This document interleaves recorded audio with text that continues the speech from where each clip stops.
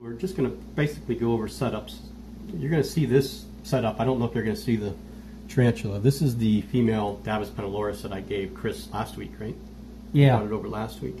Now this was the smallest one that I had, and it's confirmed female. And of course I sent my male to Pout Frictions on a trade. So I just have my female left. So we both have females, and there's, again, you really can't see. She hasn't really webbed up anything yet, but she's only been, how long has she been in this enclosure now? Just a couple days. I believe this is going on the third. There is a hole, if you probably cannot see it. Yeah, we can see it. Kind of. See it, yeah. Right here. It looks... That's all okay, that's all webbing there. She's so what she did was, this was all open. I kind of propped up this piece of bark, and I did a pre-dug hole for her, which she did her own thing. So she webbed up that enclosure, or that opening, made herself her own hole. I have not seen her yet. She's comfortable then. That means she's good to go. And she was in a softball enclosure when I gave her to him. So he moved her into this, gave her a little bit bigger room, and she will get roughly 4. People are saying they can be 5 inches, but I've yet to see one that's over 4 inches. But I'm saying she's probably about 2. Yeah, she's 2 inches, 2 almost inches, 2 inches. Not quite as big as the Filipinus that I just got. Yeah, she's probably just on the low end of 2, maybe a little over 1 3/4 inches. And she's fat too. Yeah. So she's probably going to be in pre-molt. That may be what she's doing right now. I have not fed her. I tried feeding her once, and she didn't want anything to do with it. So she was fed a week before I gave him to her. I wanted to make sure that I didn't feed her before, so he had an opportunity to do it, but she didn't take it. So that's just kind of a sign that most likely she's going to be molting, and I'll have to look up the last time she molted because it's still in my records on the phone, and I'll figure it out based on her molt cycle how close she probably is. So that's one of the 4.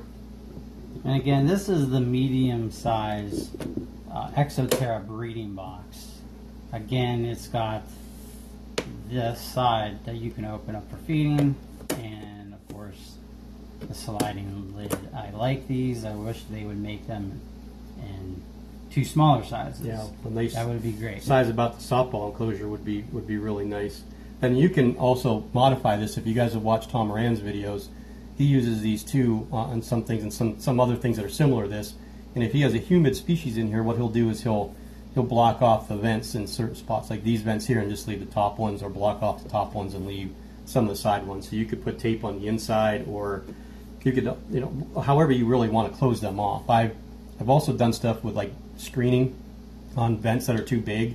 So if your tarantula is small, you can go to Home Depot or Lowe's or Walmart, buy screening for like your windows, and then hot glue it inside there too. Yeah. So this isn't really it's a Costa Rican species. She doesn't mind a little bit of dampness, but she doesn't need, again, I can't stand the word humidity because I just think it's a little bit overblown in the hobby, but she doesn't need the humidity that some of the other ones probably would be more prosperous in. Yes, okay. The big debate on temperatures and humidity. For me, I'm more of a reptile person, so that means more to me on the reptile part than it does for arachnids, honestly. Even though I'm just kind of new into this whole species keeping, but yeah, because with the reptiles, they need that moisture and humidity to help shed, and the heat to help digest food, where the tarantulas the metabolism will be increased with heat by all means, but we have to remember that because Costa Rica may have a 70% humidity on average, you have to remember that fluctuates daily and weekly and monthly, and if you consistently keep them in one humidity level, then you always have to keep them in that humidity level. And this is why a lot of not captive bred, but wild caught specimens like Sturmies and other South American species that live in very humid areas don't thrive very well when you bring them here to the United States, because they're not kept the same exact way as they are in the wild. All right. Next, we will go with this guy. the insay, which you can't see, and I am not really sure where. Although I can tell you where it's at right this now. morning I did see it Yeah. kind of like backed up to the back here. It's this area right here is webbed up, and he's got a hole right here and a hole right here, and I can actually somewhat see the sometimes spider you can underneath see there. it. It is a little hard to see in this glass because when you get a spot where there's too much light or not. But This one, this one just ate 2 days ago, which I was actually for the very first time witnessing it eating. So I'm happy about that. and this one's not the one that molted, right? It was the other one. No, this So one has hasn't molted not yet. molted. You gave this one to me, I want to say, about 3 months ago. It was probably around the time I got the Right about when you got the snake. apricot. Yeah. So it's probably due for a molt. I would think so. Um, Yeah. It may have molted in there, and we just don't know about it too. That's a very good possibility. Well, I A did lot of- rehouse them into this. I haven't say it was a month that I did that. So it could be possible. I don't know what's going on all underneath there, but we'll put that one away. And this girl, which she's a little skittish. Let me stretched out. turn her around so you can get a better view. She doesn't go on her hide. You guys have seen this one on my videos a couple times before, but I so graciously took his cash for this one. Yes, I had to pay my brother Mm-hmm. for a spider. Yeah. So it just molted last month. I have it marked down, but it was a week ago. I believe it was towards the last week of May. Yeah. Actually, probably could have been on my birthday. I remember. I have it marked down, but it was Sunday, I believe. I fed it one cricket. It ate it, and then the next day I gave it another cricket, and it ate that one too. So he kind of went by my kind of rules, and a lot of people do this too. After tarantula molts are ready to eat, you usually generally overfeed them the first 2 times, closer together, just to get them their energy back and their metabolism back and the moisture content inside of them back, so that they can actually function and live better. This is the Brachypelma baumgarteni. I don't think that we actually said that yet or not, but this is what the Mexican orange beauty. Yes, that I know. These are similar to the Brachypelma baumgarteni, except for the coloring on the legs are a little bit lighter, so it's more orangish than it is reddish. Okay, last but not least. Okay, this is the P Metallica sling. Yet I got this guy from my brother's friend Ruth from Mostly Reptiles. Mostly Reptiles. It was the Buffalo Niagara Expo in beginning of May. Mm-hmm. May 6th, I think it was. So I've had him since May 6th, or her.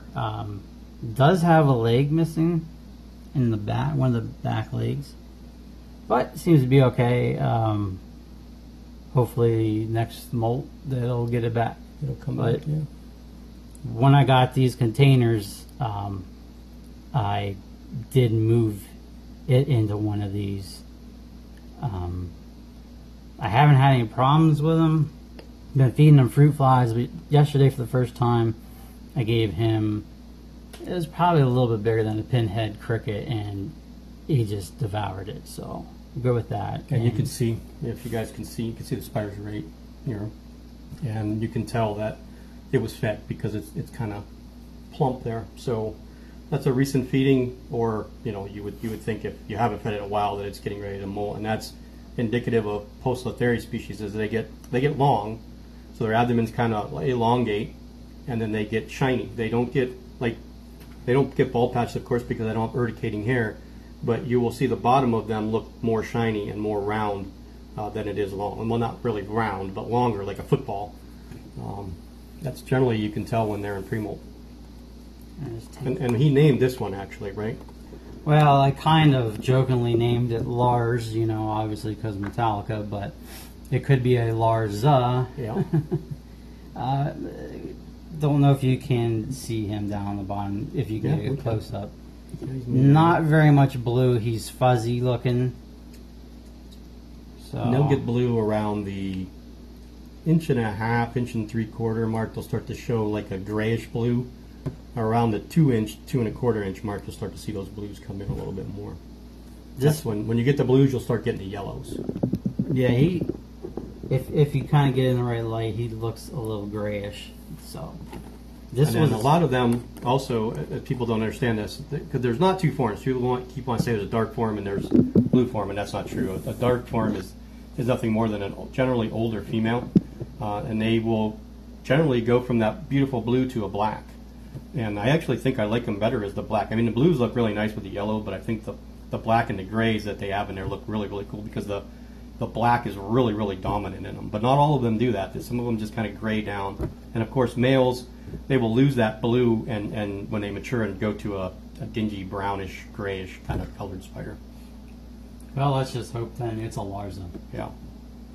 Yeah, I don't have one of those. I had one. I had a female that I sold, but I only have one piece of Letharia left, and that's my Sapusca. That's probably the only one I'm going to keep, unless somebody said, "Here, take this." Then I probably would do it. But well, that is my second tea that I bought myself, besides the insect that my brother gave me. So now we even have a smaller one in the family here, and we will get that one housed later. He can do that one. I don't think he'll have much problems doing that on his own. So we'll go downstairs and we'll take a look at the crested gecko enclosure real quick, and then that's not a Nelson's milk snake, right? It's a Pueblan.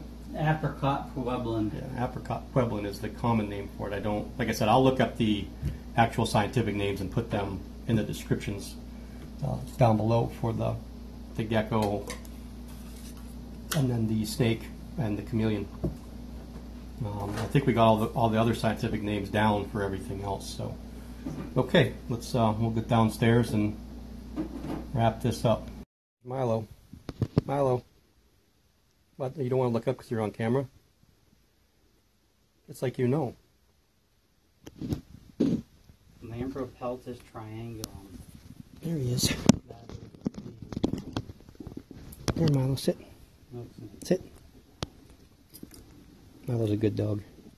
But he's a King Charles Terrier, right? Cavalier King Charles Spaniel.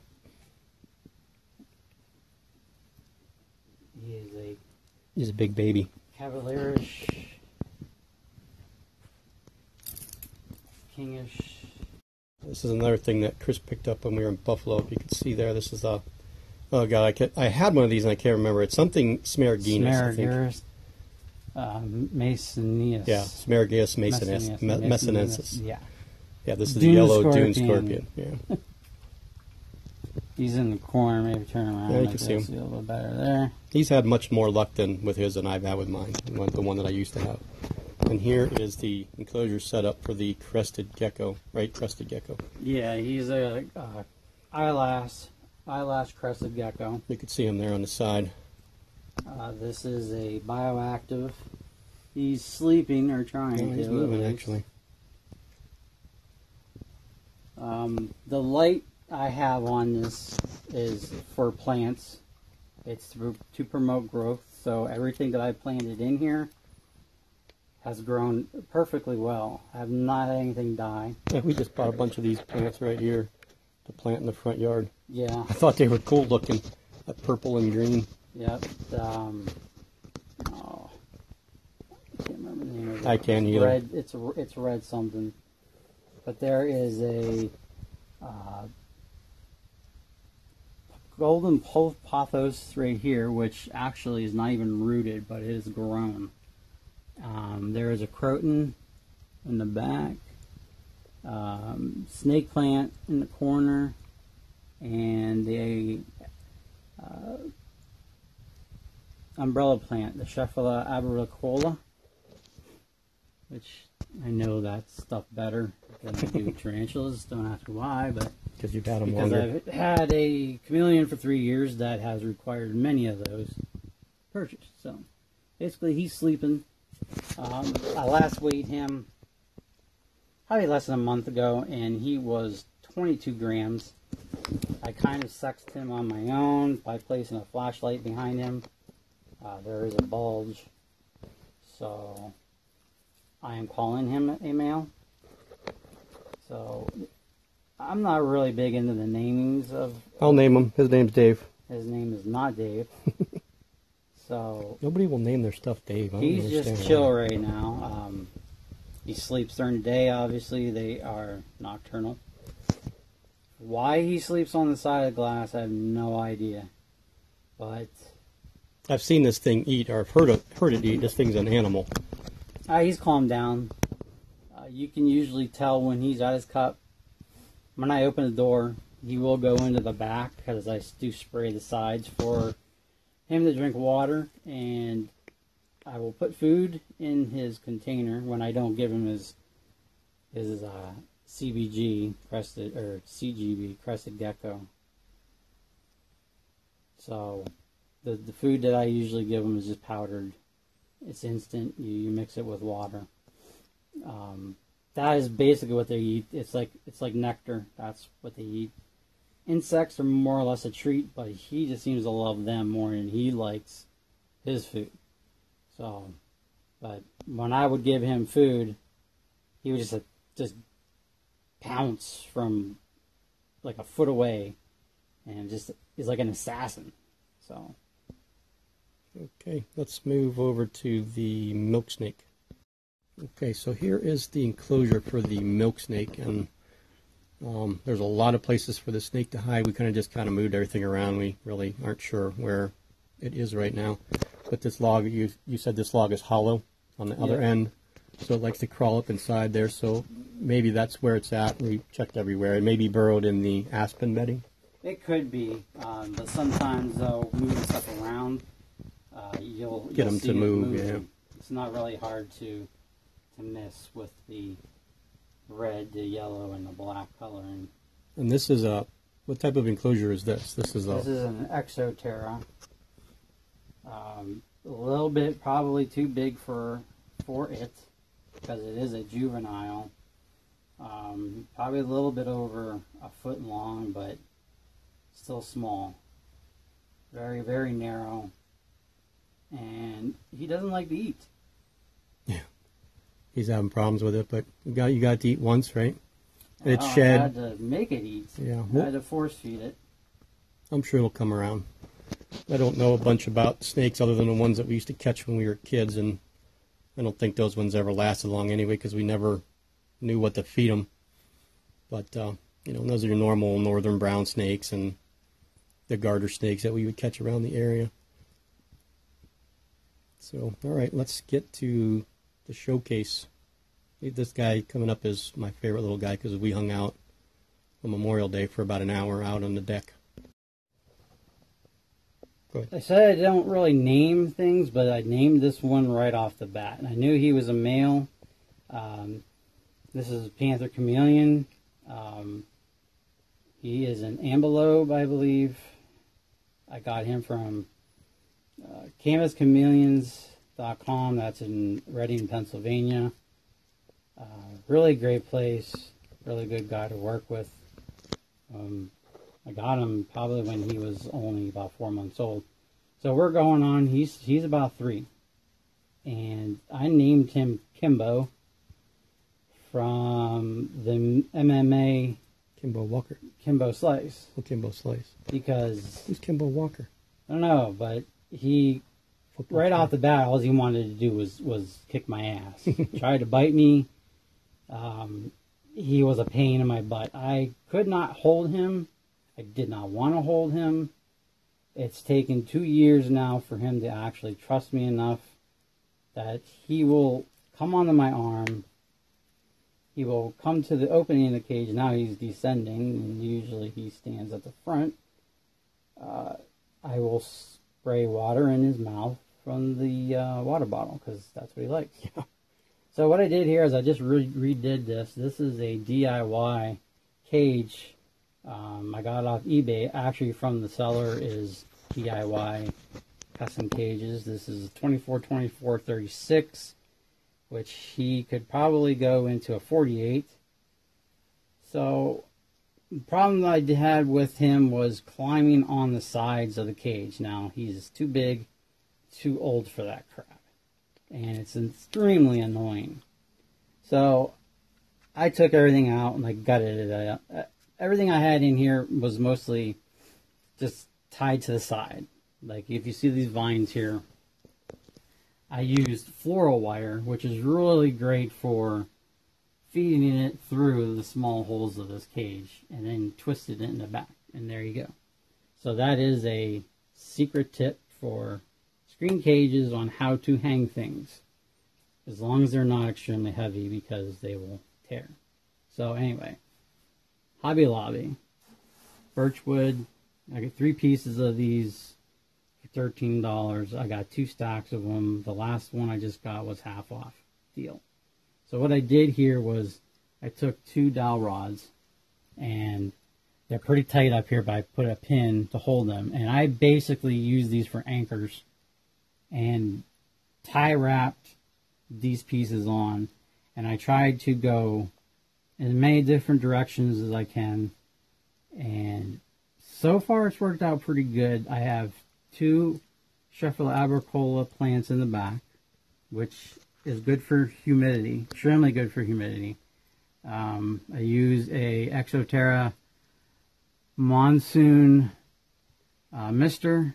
It's on a timer, along with the heating lamp and the UVB light. And he is gone. He's usually pretty inquisitive when, you know, the times that I come over, he's usually, when you come up to the enclosure, the front, he comes and takes a look. So during Memorial Day when we had the picnic here, he was on me for like an hour outside just chilling. They have some pretty wicked claws, so when they latch onto you, you can feel them. Oh, there he is. He's down here. What I have here is some other little secret. This is actually just a shelf for what would be if like you're renting an apartment and your freezer doesn't have a freezer shelf. So this actually will slide to different sizes, and it fits perfectly. So in order to get the plants closer to the top, that's why I did that. Because we're in Erie, PA, and we don't get big giant things like this around here. So, although the florists and nurseries do not have these types of things, so you got to work with what you got. What he's doing, don't know. He's looking at me funny. The bottom, he's camera shy, is bare, except for this. This is actually a kitty litter box, which I put in some bark, only to catch the water. I do not suggest putting any substrate in the bottom of the chameleon container or enclosure, because in case if you just throw crickets in there or whatnot and don't put them in a cup, it goes down, it grabs a piece of that, and it swallows it. Oh, he's looking to bite me. He's not. He's that's just his thing. I wasn't ready for that at all. I wasn't watching him. I was watching the camera, and then all of a sudden, boom. Yeah, he won't lunge at you. If you get your hands in there and you're in his area, he will get defensive. I put my hand out for him. Maybe I look like a roach. Usually, trust me, I can put my hand underneath to try to coax him to come up, but you know, not when he's doing that. He's got his tongue out, so yeah. I'm not really sure if he wants a drink, so we'll try to give him a drink. So sometimes it comes out a little fast. He's ready for it. Yeah. Like sometimes I spray him too hard. See, he's getting. I gotta pump it. See, that's what happens. It comes out, and I gotta kind of. There we go. We get it going, and then he doesn't want it. Of course, course not. I think he wanted to eat it. So yeah, It's pretty though. I mean, the coloring's really, really cool. And explain to people how they actually don't change colors. yeah. The myth is that chameleons will change color to their backgrounds, and that is actually not true. It's basically adapting to their environment and their temperature and their moods. More the mood. I get him fired up, and he's really bright orange. If I can get him to come up, I can get him fired up. But he is mostly orange. He's got some teal in there.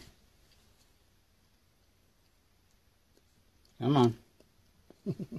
He is being camera shy because I don't usually take pictures of him, so you don't think he knows what that is.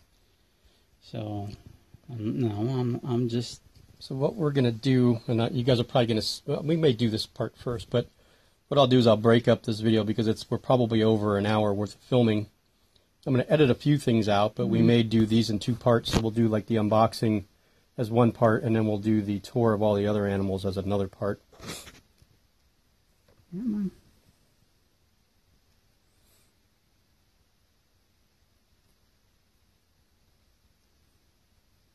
doesn't want to do it. Well, if I want him to come out, he doesn't want to. When I don't want him to come out, then he wants to. That's like I'm saying, he's a jerk. There we go. I think he just wanted to do it his way. Yeah, of course. And you don't have to show me your gums. All right, go ahead, latch on. See, I am not grabbing him. I am trying to get him to climb on me. Because if you grab him, you can hurt him. So, and here we are. And as you can see, he is getting a little bit brighter. No, we can't tell. There we go. I mean, he gets real fired up. He will get really orange. If you get him closer to the inside, I can see better because of the light, but there we go. He'll get even more orange. When I first got him, he was brown, and when he would get stressed, he was really dark. And it took him a while for his colors to actually come in.